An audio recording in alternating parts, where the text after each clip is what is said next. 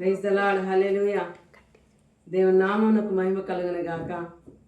ప్రభువైన యేసుక్రీస్తు నామములో మీ అందరికీ ప్రత్యేకమైన హృదయపూర్వకమైన వందనాలు తెలియజేస్తూ ఉన్నాను. ఇది నేను మరి ఒక వాగ్దానంతో మీ ముందుకు రావడానికి దేవుడు చూపిన కృపను బట్టి నేను ఎంతగానో స్తుతిస్తూ ఉన్నాను.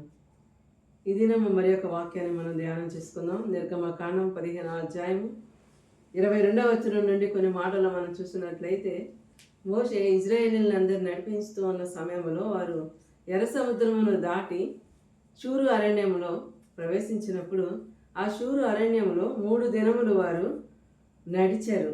అప్పుడు నడిచినప్పుడు వారికి బాగా దాహం వేసింది. అయితే వాళ్ళకి నీళ్లు దొరకనందున వాళ్ళు ఎంతగానో మోషే మీద సణుగుతూ, మరలా మొదట ఏ రీతిగా సణుగుతూ ఉన్నారో అదే రీతిలో మోషే మీద సణుగుతూ మాకు నీళ్లు కావాలని చెప్పేసి ఎంతగానో మోషేని ఇబ్బంది పెట్టారు. అయితే మోషే దేవుని దగ్గర మొరపెట్టి ప్రార్థన చేసి, అయ్యా వారికి దాహం వేస్తుంది, ఏం చేయాలని దేవుని సన్నిధిలో మొరపెట్టినప్పుడు దేవుడు ఒక చెట్టును చూపించాడు.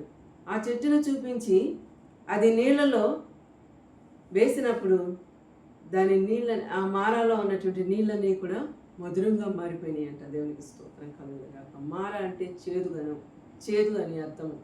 ఆ నీరు చేదుగా వాళ్ళకి ఉన్నప్పుడు వాళ్ళు తాగలేకపోయారు. అయితే ఎప్పుడైతే ఆ చెట్టు కొమ్మను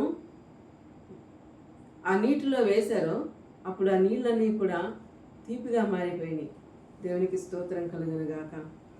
అక్కడ ఆయన వారికి కట్టడలను విధులను మనము నిర్గమకాండం 15వ అధ్యాయము 25వ వచనం నుండి మనం చూసినట్లయితే, అతడు యెహోవాకు మొరపెట్టెను, అంతటా యెహోవా అతనికి ఒక చెట్టును చూపాను, అది ఆ నీళ్ళలో వేసిన తర్వాత నీళ్లు మధురములాయను.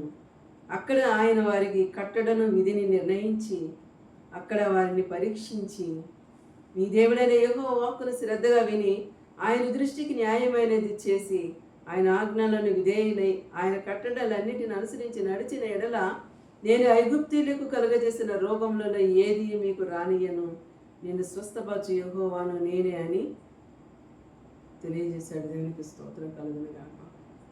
ఎప్పుడైతే నీళ్ళు మధురంగా మారిపోయినాయో వాళ్ళందరూ కూడా త్రాగిన తర్వాత దేవుడు వాళ్ళకి కొన్ని కట్టడలను విధులను వారికి తెలియజేశాడు. వాళ్ళని పరీక్ష చేశాడు.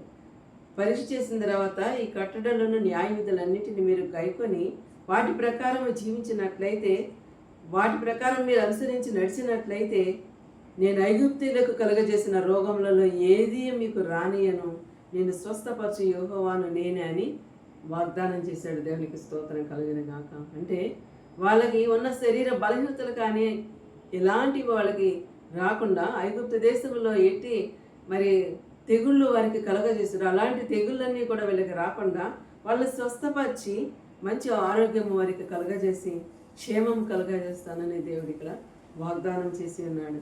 వాగ్దానం చేసిన దేవుడు నమ్మదగిన దేవుడు. దేవునికి స్తోత్రం కలుగునుగాక.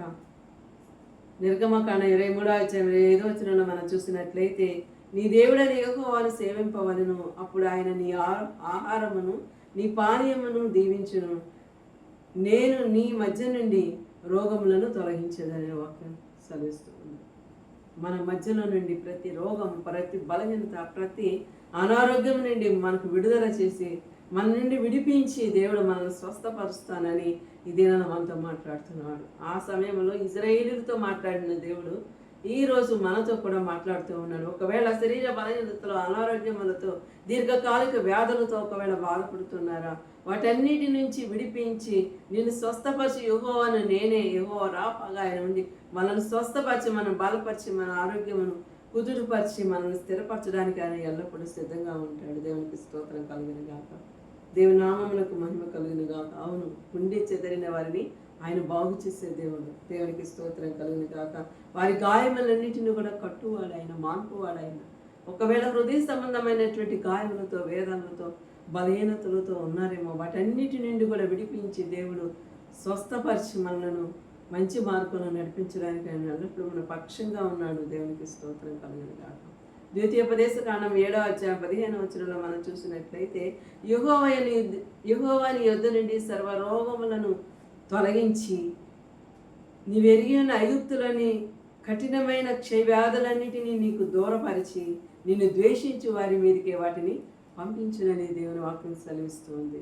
అవును, దేవుని వాక్యం ఏమని సెలవిస్తుందంటే, అక్కడ ఐగుప్తు దేశంలో ఏ రీతిగా తెగుళ్ళు, కఠినమైన వ్యాధులు, క్షయవ్యాధులన్నీ ఉన్నాయో అవి నీకు దరిజారకుండా అవి నీ శత్రువులకు వాటిని పంపిస్తానని చెప్పేసి దేవుడు మాట్లాడుతూ ఉన్నాడు. అవును, మన శత్రువులపై మనకు విజయం ఇచ్చే దేవుడు మన దేవుడు. దేవునికి స్తోత్రం కలుగును గాక. దేవుడు ఇదేనా మనతో ఏం మాట్లాడుతున్నాడంటే, నిన్ను స్వస్థపరచు యెహోవాను నేనే. నీకు వేరే విధముగా నీకు స్వస్థత కలగదు, కానీ నా నామం వల్ల నీకు స్వస్థత కలుగుతుంది. నేను ఐగుప్తులకు కలుగజేసిన రోగములలో ఏది నీకు రానియనని నిన్ను స్వస్థపరిచి యెహోవాను నేనే అని ఆయన సెలవిస్తూ ఉన్నాడు. దేవునికి స్తోత్రం కలుగును గాక. ఆ తర్వాత వారు ఎరేమునకు వచ్చిరి. అక్కడ 12 నీటి బుగ్గలను 70 ఈత చెట్లను ఉండెను.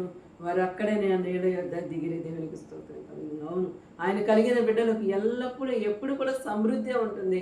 కొదువు అనేటువంటిది, కరువు అనేది రాకుండా ఆయన సమృద్ధితో ఆయన ప్రజలను నింపుతూ ఉంటాడు. దేవునికి స్తోత్రం కలుగును గాక. 34వ కీర్తన 17వ వచనంలో మనం చూసినట్లయితే, నీతిమంతుడు మొరపెట్టగా యెహోవా ఆలకించును, అతని శ్రమలన్నింటి నుండి కూడా విడిపించును. మోషే మొరపెట్టిన ప్రతి మొరకు కూడా ఆయన జవాబిచ్చి వెంటనే ఇశ్రాయేలీయులకు ఏమేమి కావలసినదో వాటన్నింటిని వారికి సమకూరుస్తూ ఎంతగా నిజముగా దేవుడు ఎంతగా తన ప్రజల ఎడల సహనం కలిగి ఉన్నాడు, ఎంతగా ఓర్చుకున్నాడు. వారు ఎన్నోసార్లు విసిగించాడు, ఎన్నోసార్లు దేవుని ఆయాస పెట్టారు, బాధ పెట్టారు. అయినప్పటికీ నీ దేవుడు మరలా వారు మొరపెట్టినప్పుడు వాళ్ళకు ఉత్తరం ఇవ్వటం, వాళ్ళకి సమాధానం ఇవ్వటం, వాళ్ళని నడిపించడం, బలపరచడం ఎంతగానో దేవుడు సహాయం చేశాడు. అలాగే మోషే కూడా ఇశ్రాయేలీయుల విషయంలో ఎంతగానో ఓర్పు సహనం కలిగి వాళ్ళ నాయకుడిగా ఉండి వాళ్ళని నడిపించాడు. ఈ దినాన మనకు కూడా అట్టి ఓర్పు సహనం చాలా అవసరమై ఉన్నది. ఈ లోకంలో మనకి ఎన్నో శ్రమలు ఉంటాయి, ఎన్నో వేదనలు ఉంటాయి, ఎన్నో బలహీనతలు ఉంటాయి. వాటన్నిటిని జయించడానికి మనకి ఓర్పు సహనం అధికముగా కావాల్సినది. అలాంటి ఓర్పు సహనం మనం కలిగినప్పుడు అన్ని విషయంలో దేవుడు మనకి విజయాన్ని కలుగజేస్తాడు. దేవునికి స్తోత్రం కలుగును గాక. ప్రతి విషయంలో ఆయన మనకు సహాయం చేస్తాడు. విరిగిన హృదయం గల వారికి యెహోవా ఆసనుడిగా ఉంటాడు.